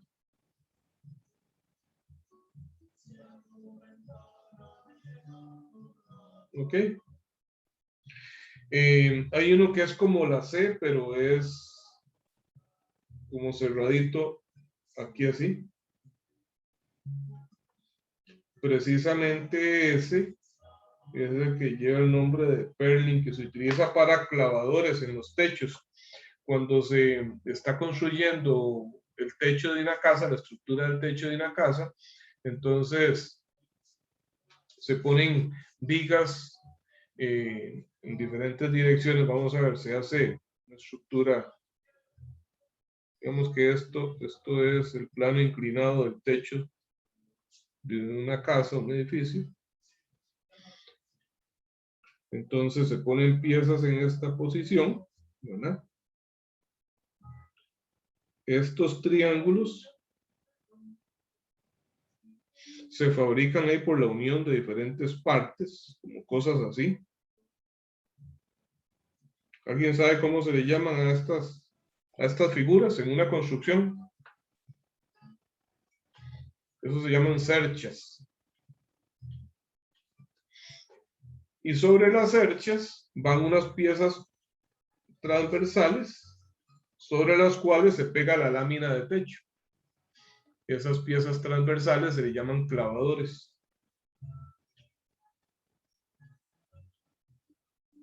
Y para utilizar como clavador se utiliza mucho este perfil.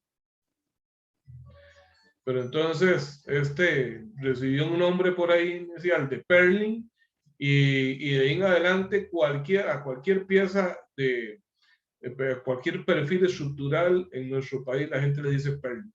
Okay, yo quiero que ustedes sepan, ¿verdad? Para que como futuros ingenieros llamen a las cosas por su nombre. Ok. ¿Por qué les presento toda esta información y por qué les dije que iba a ser un problema con esto? Bueno, resulta que entonces, como son perfiles estructurales estándar, ya existen denominaciones estándar, o sea, ya tienen un nombre como un número de cédula en donde dice cuáles son todas sus medidas. Para ello el libro tiene un apéndice. Vamos a buscarlo. El apéndice C se llama propiedades de los perfiles laminados. Voy a ampliar esto, vamos a ver.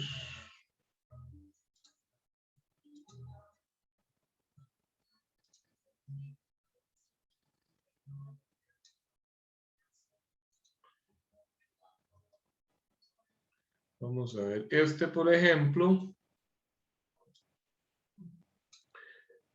es un perfil, esta tabla es para perfiles tipo W, vea que dice patín ancho, patín o ala, lo mismo. Y entonces aquí dentro de los diferentes datos dice la designación, esto es como les decía, como el número de cédula, por ejemplo, ¿verdad? Entonces, por aquí abajo dice, un perfil de patín ancho se designa con la letra W seguida de la altura nominal, en este caso en pulgadas, y el peso en libras por pie. O sea, por unidad de longitud. O sea, que esa pieza que yo dibujé, esa viga por ahí, si yo busco la denominación ahí, entonces me diría cuánto pesa cada pie de longitud de ese tipo de viga. Eso es, entonces, dice el segundo número. Y el primero es la altura en pulgadas. Entonces, veamos. Vamos a tomar uno cualquiera. Dice el perfil W36 por 302. Este que aparece aquí abajo ya es otro. Este sería W36 por 135. Ok, entonces el W36 por 302. Entonces, ¿qué es 36? ¿Qué debe ser 36? Según lo que acabo de leerles. El primer número dice. A ver, va de nuevo.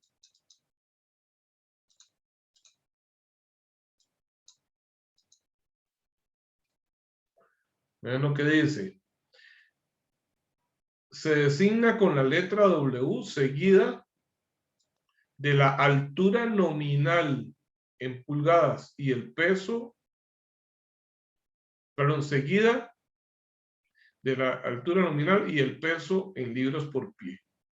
Entonces, de nuevo les pregunto, ¿qué significa ese 36? La altura. Es la altura, ok, pero nominal. ¿Qué dice nominal? Es como decir como teórica, como la medida comercial. Pero aquí me voy a las otras columnas. Voy a moverme un poco hacia la izquierda para que vean este dibujito de referencia. Y entonces aquí están identificadas con diferentes letras todas las dimensiones del área transversal. Entonces, BF, esta F es de flight, es de las alas, este es el ancho de las alas. D es la altura.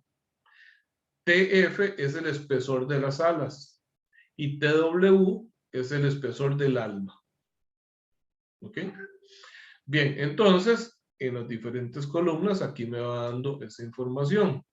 Entonces, vean, dice, el 36 por 302 dice que D, que es la altura, es 37.3 pulgadas. O sea, es un valor muy cercano a esto, pero no exacto.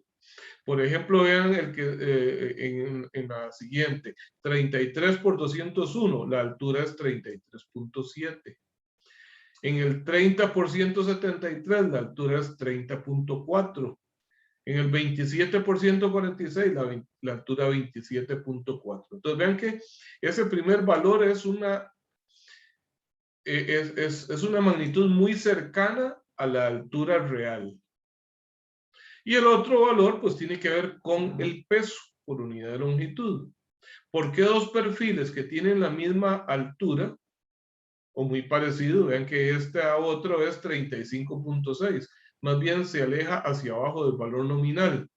¿Por qué tendrían tanta diferencia de peso en libras. Vean que 312 es más que el doble de 135. ¿Por qué podría ser?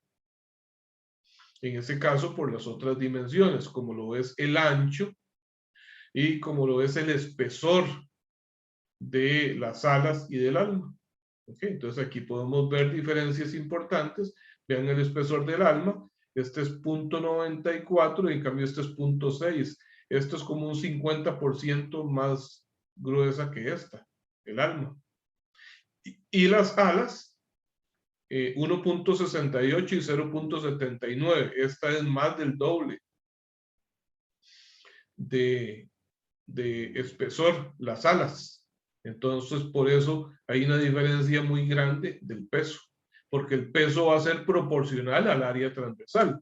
Y lo podemos ver aquí también. Aquí dice cuál es el área transversal en pulgadas al cuadrado. Ven que 88.8 y este es 39.7, menos de la mitad. Si ustedes dividen el área transversal de uno entre el otro, le va a dar la misma relación que existe en ese caso entre los pesos de uno y del otro, porque el peso del acero pues va a ser proporcional al área transversal. Bueno, pero resulta que en esta tabla hay algo muy importante y es que aparecen los momentos de inercia. Entonces, si yo estoy diseñando con perfiles estructurales estándar, pues tengo la gran ventaja de que no tengo que mortificarme ahí calculando los momentos de inercia, sino que vengo a la tabla y de aquí los tomo. Y entonces aquí me dicen cuánto es con respecto al eje X y cuánto es respecto al eje Y. Aquí está IX en pulgadas a la 4 y el IY en pulgadas a la 4. Luego vamos a ver qué son esas otras dos columnas. ¿Alguna pregunta hasta ahí?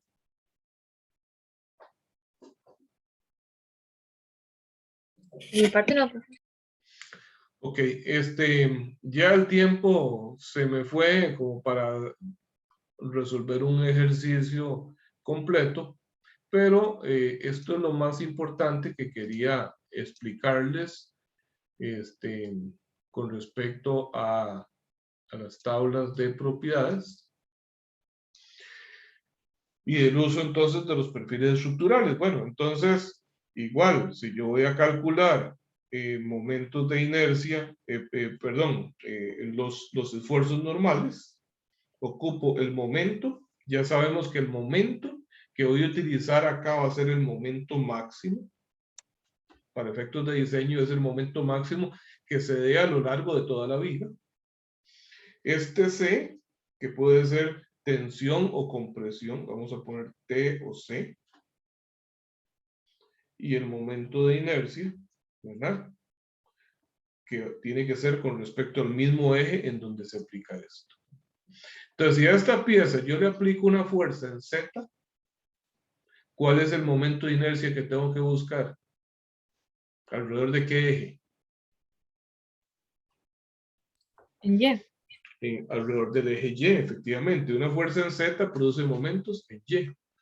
Si por el contrario lo que le aplico es una fuerza vertical, una fuerza en Y, tengo que buscar el momento alrededor de qué eje. Z. De Z, pero que en la tabla equivale a ¿cuál eje? Corresponde en la X. tabla al eje X, ¿verdad? Ahí vemos en el dibujo que ese eje, que es el eje horizontal, digamos, del área transversal, que en mi caso se llama Z, en la tabla es X. ¿Está bien? Bueno, entonces vamos a quedar acá.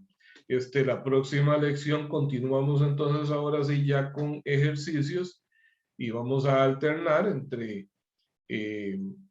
perfiles estructurales y elementos que no son necesariamente perfiles estructurales. Ahora, ¿por qué yo me querría complicar y hacer algo con un perfil que no sea estructural? Bueno, porque depende del material. Si, por ejemplo, estoy fabricando una viga de madera, no existen comercialmente perfiles estructurales de madera.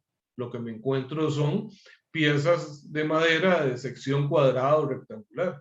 Entonces, si yo quiero fabricar ya un perfil con una geometría diferente en madera, pues tengo que fabricar ese perfil uniendo diferentes partes y por lo tanto pues no voy a encontrar en ninguna tabla cuáles son sus momentos de inercia. Bueno, entonces quedamos hasta acá. Que pasen un feliz fin de semana y nos vemos el martes, Dios mediante. Profe, nada más que no se le olvide lo del link de la tarea. Lo de la tarea voy a hacerlo de una vez. Sí, muchas gracias. Voy Gracias. a meterme a hacer eso. Sería la tarea número 3, ¿verdad? Sí. Ok, vamos a ver, de una vez lo voy a hacer aquí. Listo. Que la pasen bien entonces. Hasta luego. Muchas gracias, profe. Que tenga buen día. Gracias, profe.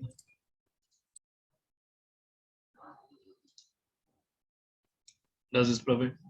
Con mucho gusto.